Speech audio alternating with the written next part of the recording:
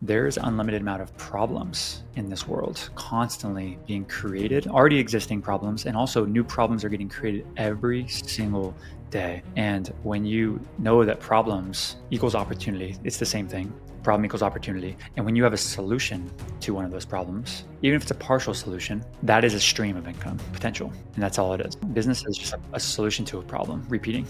Hey there, I'm Cody McGuffie. I'm a husband, dad of 3, and I'm the founder of EverBee. EverBee. Where we serve over 1 million creators across the globe, helping them grow thriving online businesses. I believe every single human is a creator, and I believe every single creator should own a business. A business that gives them the freedom to build the life that they dream of. Built Online is where creators, entrepreneurs, and leaders get real insights, real stories, and the edge to build something that actually lasts. This is where the next generation of builders get built. Yoma, what's going on, man? How are you? Doing great. Time is towards the evening here. Just getting ready to wind down for the day, catch up with some football. But apart from that, had a really good day, and yeah, doing great. Yourself? Doing great too. Thank you for coming on. Looking forward to just kind of talking, sharing value with anybody listening, but also just selfishly, just want to learn more about you and about how you've built what you've built.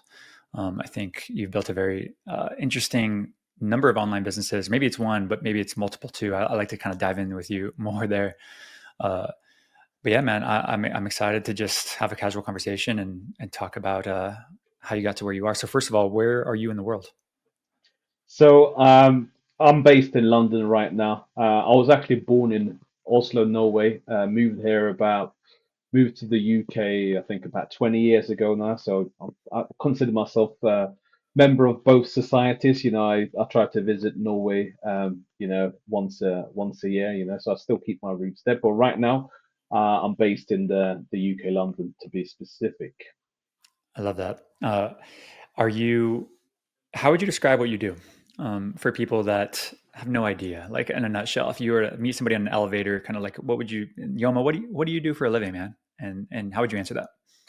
It's a very interesting question because I always considered myself to be some sort of marketer, some sort of person that knew a bit about marketing, knew a bit about investments, knew a bit about building businesses. So I hate to kind of put titles on things, but to be specific, I guess the correct term would be maybe an entrepreneur. That's what Google says I am right now. But I founded my very first business, I'd say about 5 years ago, when I got made redundant from my previous workplace. So I was working in compliance for I think about 7 years, and I was like, even within that space of 7 years, I've always tried to run a number of e-commerce businesses. I dwelled into eBay, did a bit of drop shipping. So business has always been sort of my lifeblood since I remember since university days. But I've never kind of found like how I was going to transition from a what I call a part-time entrepreneur to a full-time entrepreneur, where that just becomes your full-time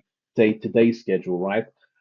So in 2019, I got made redundant. I got a little bit of a payout, so I thought to myself, okay, this is probably the best chance I'm ever going to have a real crack at becoming a full-time entrepreneur, because I was really just fed up with taking orders from other people. And there's nothing wrong with having a job or being in full-time employment. Not saying that, but for me personally, I've known from a long time, that I've always wanted to work for myself.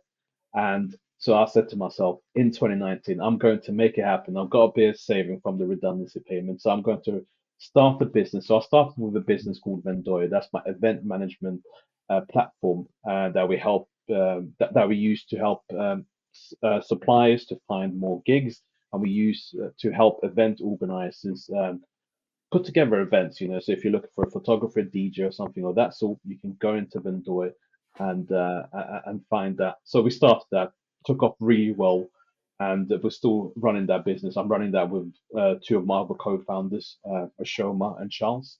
That business, uh, last time it was valued was at £3 million. Probably about $4 million to be Awesome. precise. So that's still running. But then I realized to myself, I was very comfortable and good in front of the camera, right? So I thought to myself, you know what? Why don't I start a YouTube channel? Why don't I start a media business around my YouTube channel? And that's what I did in 2022.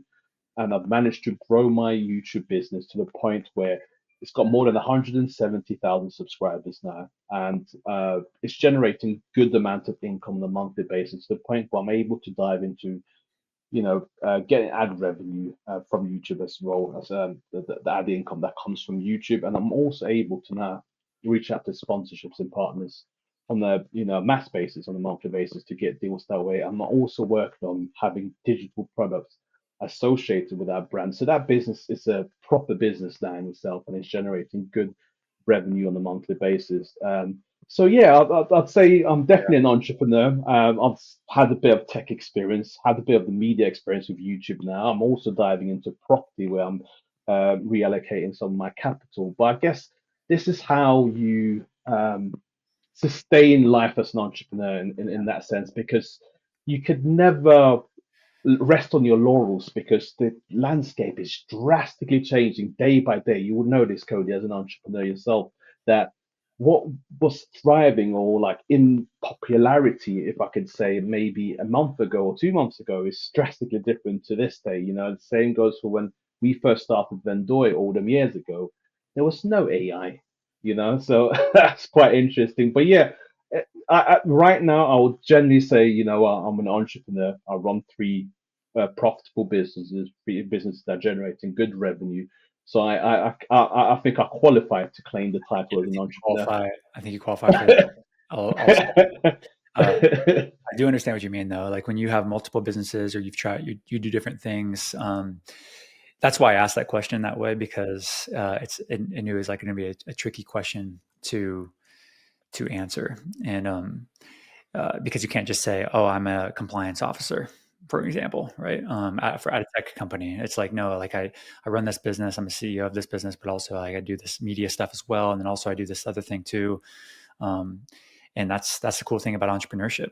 I think in 2025, that's the beautiful thing about this is that, and also I think that's the beautiful thing about entrepreneurs, specifically that the entrepreneur identity is like the reason why you become an entrepreneur is because you're tired of getting put into a box, a category specifically, you know. Yeah, no, absolutely. How long have you been in entrepreneurship for?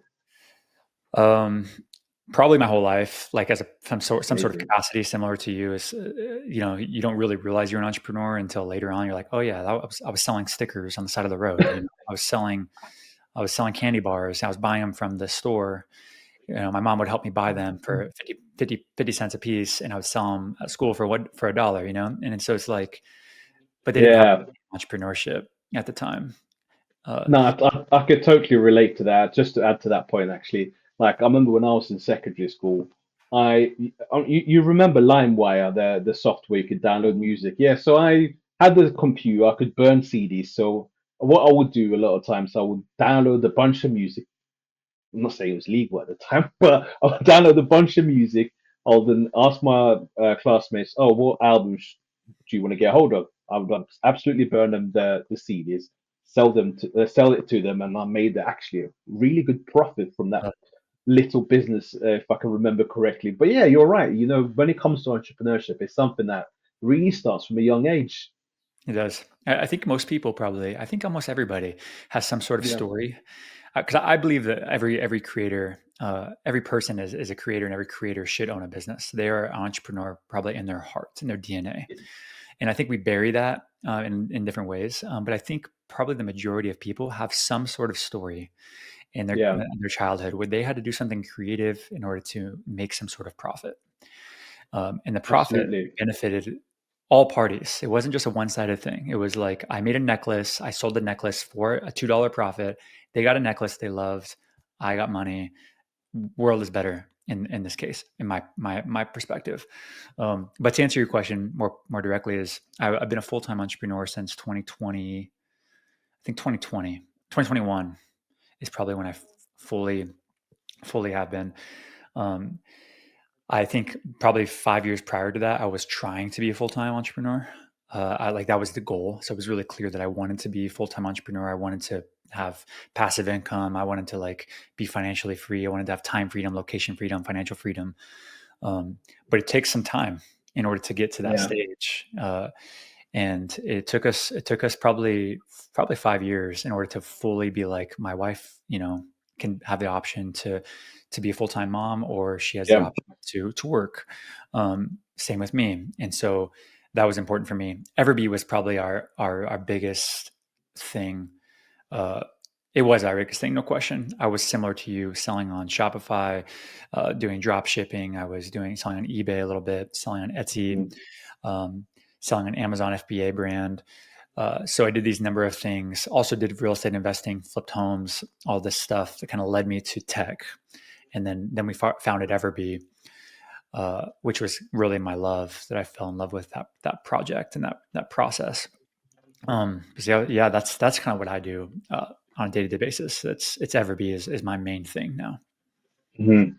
No, I totally get that. Everbee is huge now. You've got so many different products within just the Everbee brand itself, Everbee brand itself, which tells me that things are happening and it's going really well.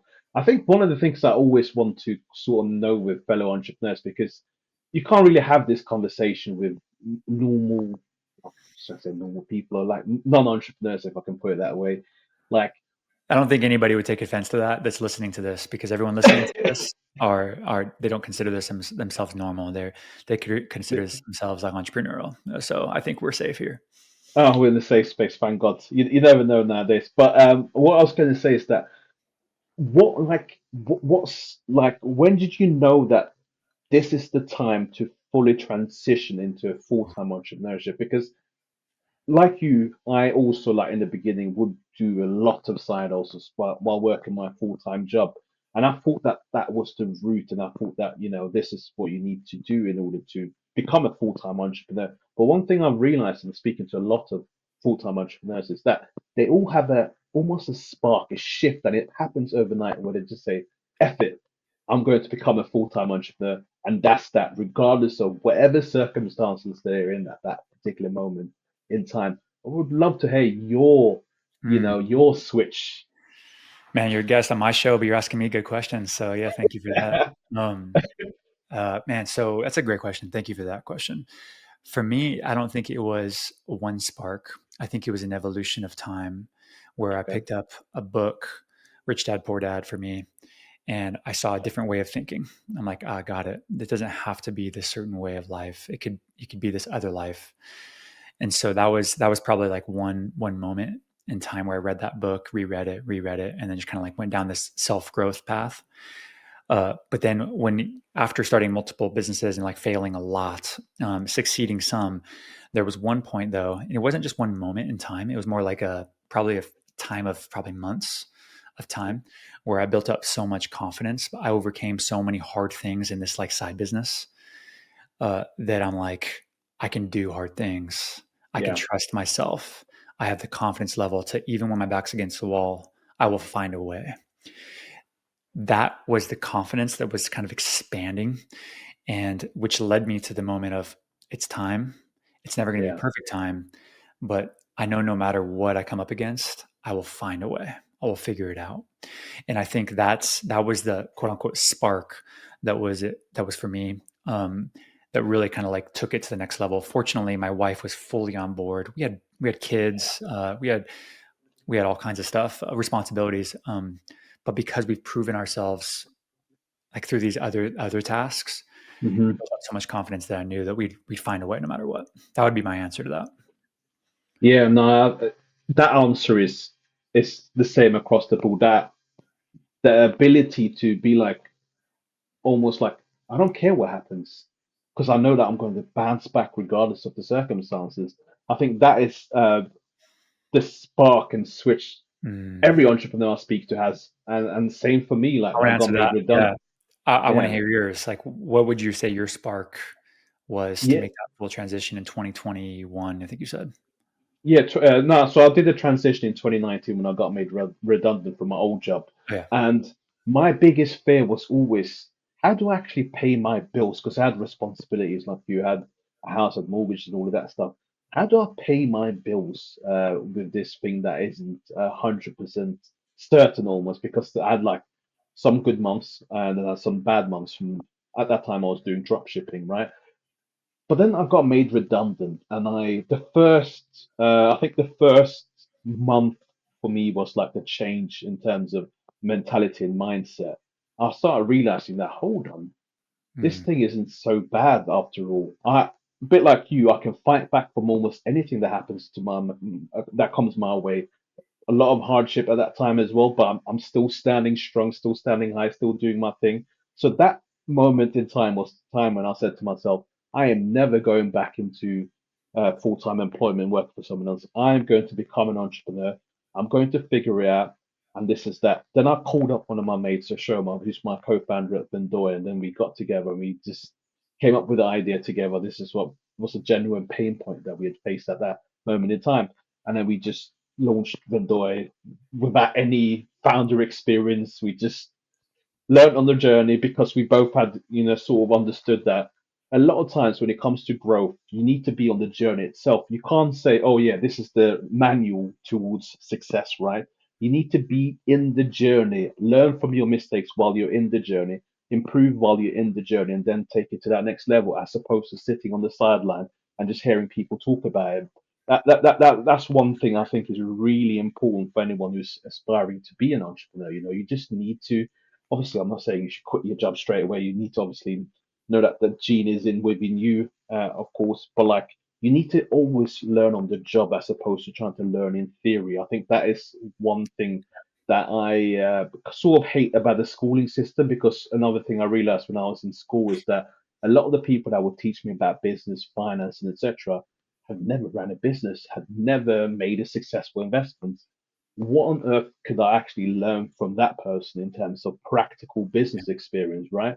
And yeah, so it ties back into what I was saying about the importance of actually learning while you're on the journey as opposed to learning on the sidelines. do you think that everyone could be an entrepreneur? Or do you think some people are just they're destined to be, that's just their DNA makeup. They're destined to be full-time employees, and then some are destined to be like more creative entrepreneurs. I don't think everyone can be an entrepreneur, and this is why I almost discouraged, because I don't know if you remember. I think it was around the COVID time when it got really popular and everyone wanted to become an entrepreneur, right? And to just answer that question, I don't think everyone is made to be an entrepreneur. I think you need to ask yourself this bunch of serious questions like, are you willing to downgrade your lifestyle for a number of years? Are you willing to deal with a lot of hardship, sorry? Are you willing to like not spend so much time with your loved ones for a bit while you get the whole ship ready? Like all of those questions needs to be answered. And one thing I realized while speaking to a number of people, most people were not willing to sacrifice on those things. Yeah. Most people actually thought that, okay, I'm going to leave this comfortable job right now, and I'm going to go into entrepreneurship, and I'm just going to make more money overnight, and everything is just going to be happy days, right? It's anything but that. Like I think every entrepreneur I speak to that have actually, um, you know, are actually successful in the journey and been doing it for a number of years, have always had this dip almost where they've just failed so many times, and they've actually learned from those failures and then they've applied the differences to whatever venture they're going into. Because one thing I realized about business, having been in business for coming up to 6 years full time, is that a lot of businesses are more similar than what people actually think in terms of the operational mechanisms of those businesses. But yeah, just to answer that question again, not everyone is meant to be entrepreneurs. I think it's a very small minority of the population that actually have the capacity to be an entrepreneur, because you have to be a bit effed up, you have to be a bit delusional, you have to be a bit, yeah, nothing faces you almost to be an Mm. entrepreneur. And in reality, most people don't have that DNA within them. It's interesting. Thank you for that perspective. I battle this one. That's why I ask it, because I'm so curious about your opinion on this. For me, I tend to believe that we're all pretty similar. All Hmm. humans are pretty darn similar, and I do think that we every just about every single person could be an entrepreneur. I think they could do it. Really? I do. I don't think that they. I don't think that they will are willing to be, though, and but I think that they have the same. I think they could if they saw it, and if they're willing to make the sacrifices that are needed to be made. Now, them just because they can doesn't mean they will, and I don't think that Yeah. they. I don't think the majority will not. 99.9% will not make those trade-offs. But I have friends that are very successful in their W-2 jobs. They've Yep. worked their way up the ranks. They could be an entrepreneur. Like they have this, that they have the right, they focus, they're dedicated. Um, they're willing to work hard hours, long hours. Um, and they have the skills. They're good at learning new skills, but they're lacking just a couple things that make up the entrepreneurship difference, which is sacrifice, probably a little bit more sacrifice, maybe higher stakes, meaning like your family's on the line because you don't have Mm. that income stream coming in. Yeah. Um, or, hey, what happens when you don't have a boss telling you what to do? Like, Hmm. what are you going to do then? But I think those things, a lot of times people can figure those. I think You can almost learn all them. they can You can learn. learn them on the journey. I do agree with the you can learn those things on the journey that you mentioned, but I still don't think everyone can be an entrepreneur.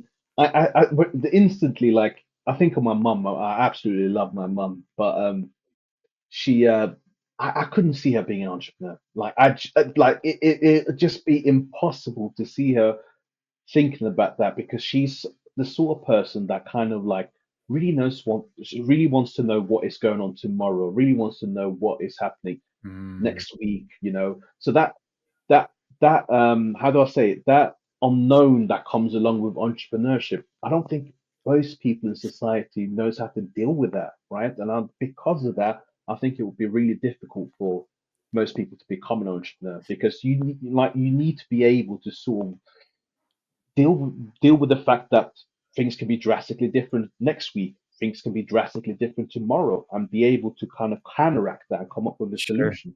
That's the whole What did psyche of your being an entrepreneur. This would be fun, maybe case study. What did your mom do for a living? She's a nurse. She's a nurse. Okay. So she's successful in her career. Yeah, she's successful in the career, but she never wanted to go to the top of nursing, even Sure. though I think she could have if she really wanted to. But she's gotten to that middle level sort of. She's very comfortable there, got Sure. her own routine set up, Routine. and she's very happy with that. Absolutely. I love that. What would happen if there was no such thing as nursing field? What would she do? That's a very good question. I That's a very good question. I'm guessing she would work with, because she's very social. She enjoys being at social settings and sort of Yeah. helping people from a social setting. So I'm guessing maybe a teacher, because she's quite patient as well. I think, yeah, teacher probably. Yeah, Well, that's a good shout. what if teaching didn't exist? Just playing ball here, playing games. What if teaching didn't exist, or maybe every single job said, "Sorry, we can't employ you." What would she do?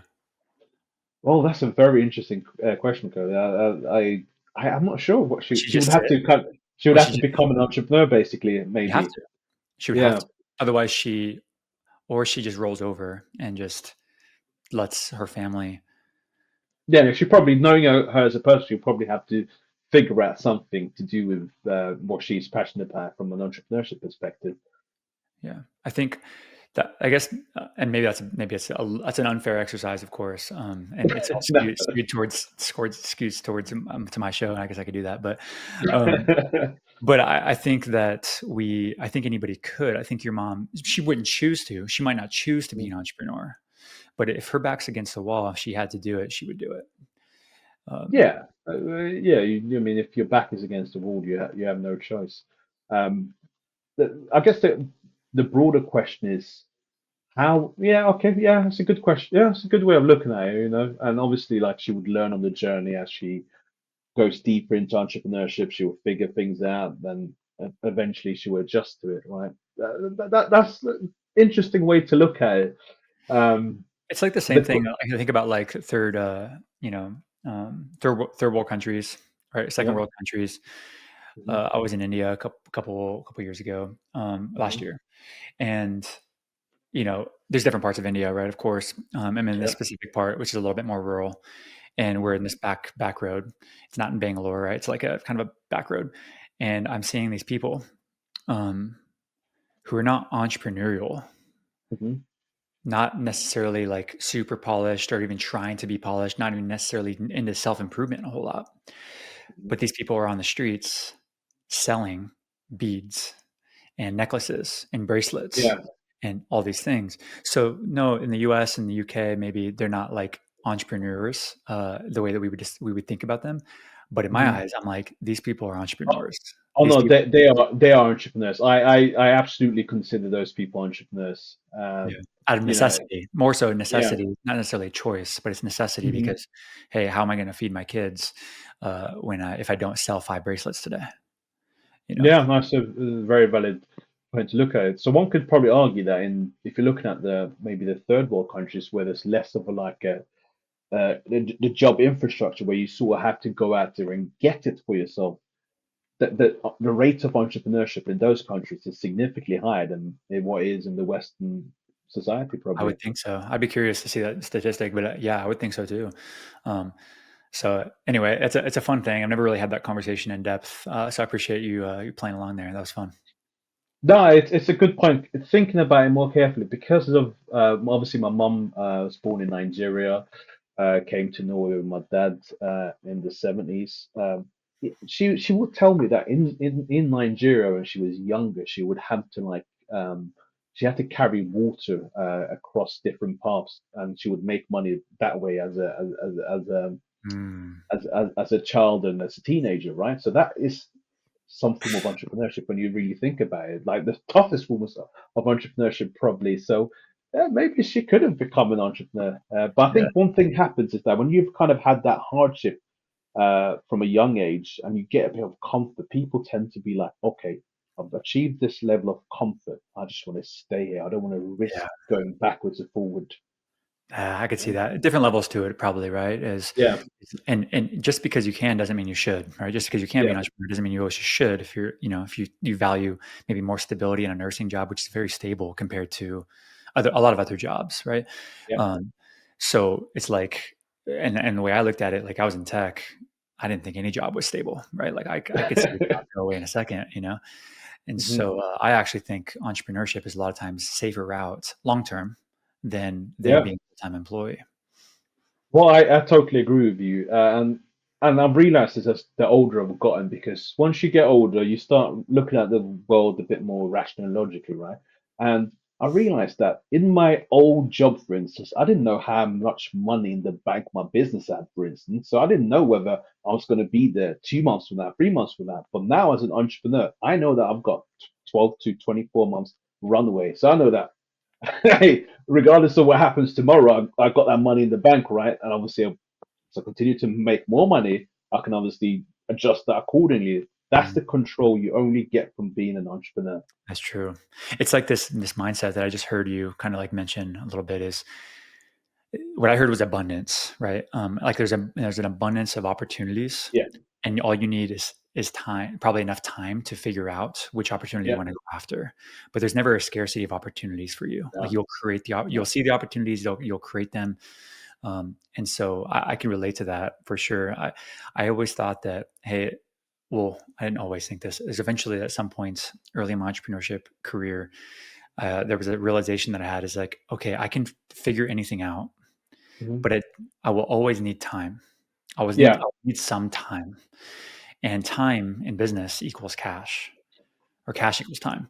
And so if I had more cash, more runway for my personal life, my business, then eventually I can figure out any problem. And absolutely. that's the way I viewed it. I'm curious what your perspective is on that. No, no, that's exactly the way I view it because, like I mentioned earlier, like obviously we don't know what's going to happen a week from now, a month from now, right? Or a year from now, 2 years from now, right? But if you have runway, cash in the bank, that buys you time, buys you endless time, depending on how long your runway is to figure things out. And like you, I have this mindset where I think there's just plenty of money in the world, and I have the facts to back it up with because they're constantly printing out money every day, every week. They're printing out money that's just floating in the sky, right? And it's up to you to kind of grab that money using your own initiative, using your own knowledge, right? Rather than just sitting back. Because if you sit back, all of those people that are just trying to grab the money, whether that's corporations, individuals, they will literally grab the money and leave you with nothing. That's the way I look at the world almost, and I Yeah, think that's the best way to look at it because by doing that, you constantly know that there's money available. You just need to figure out exactly how you're going to go and get You it. need to tap one vein. One vein Yeah, is all yeah, you really need. Is one stream, I guess you can call it.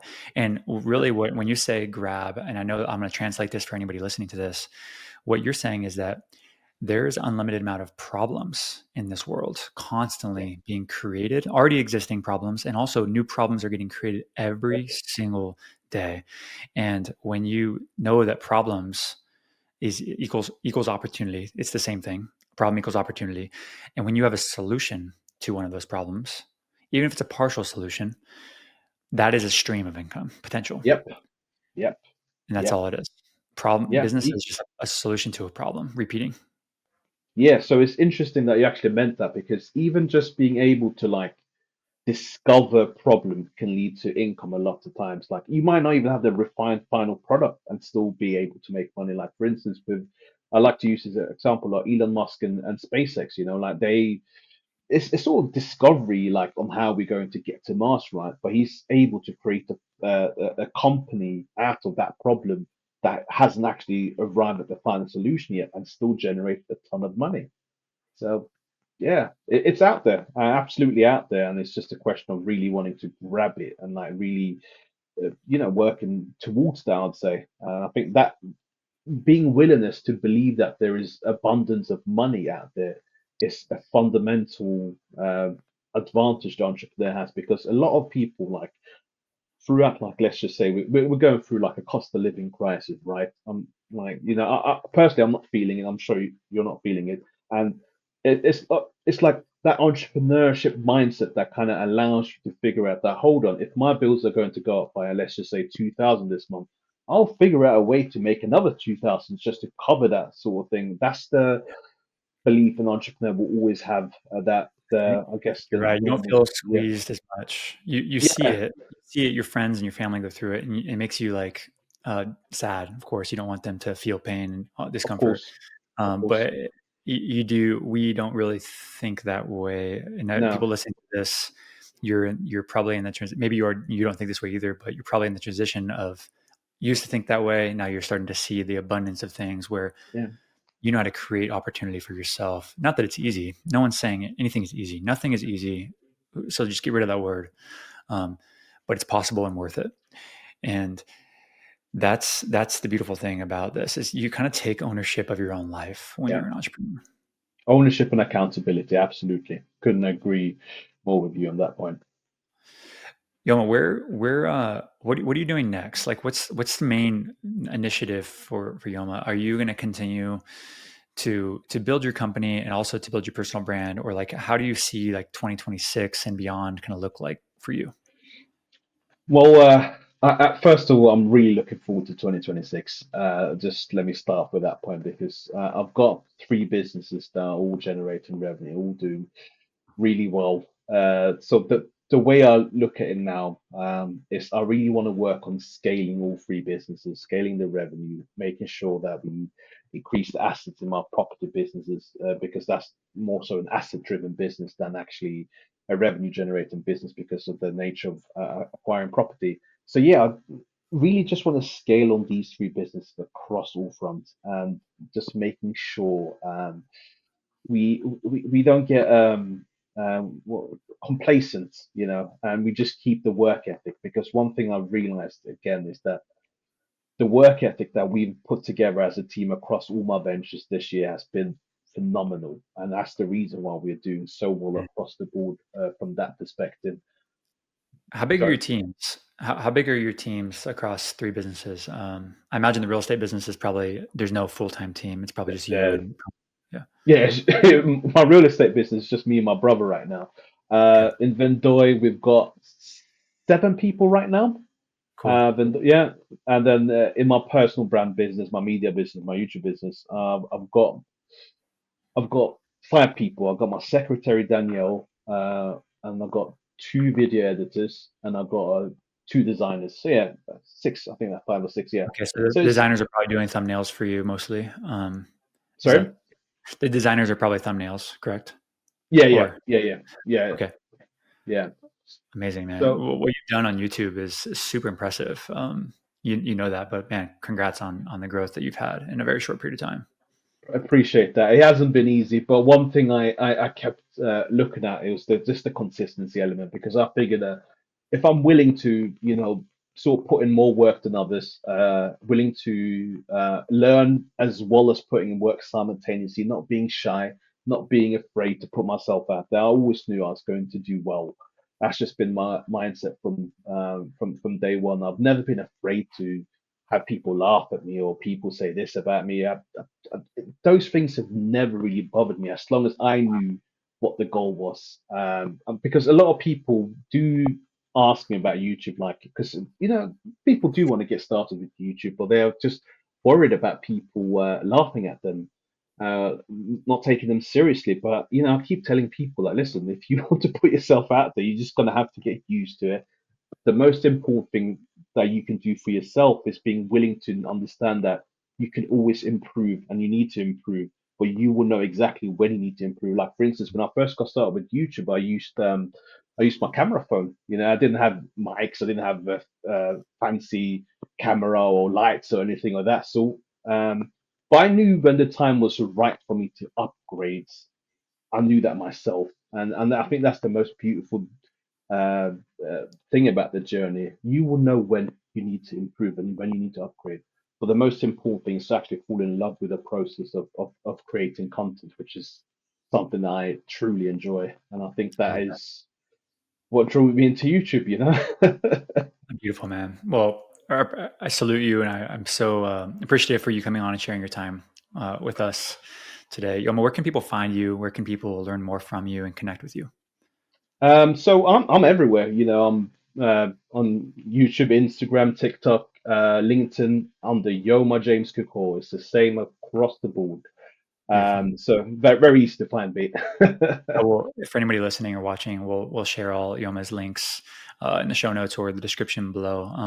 Yoma, thank you for your time, brother. I appreciate it. Fantastic, Cody. It's been an absolute pleasure, and thank you for having me on the show. Talk to you soon, man. Take care, man. Bye bye.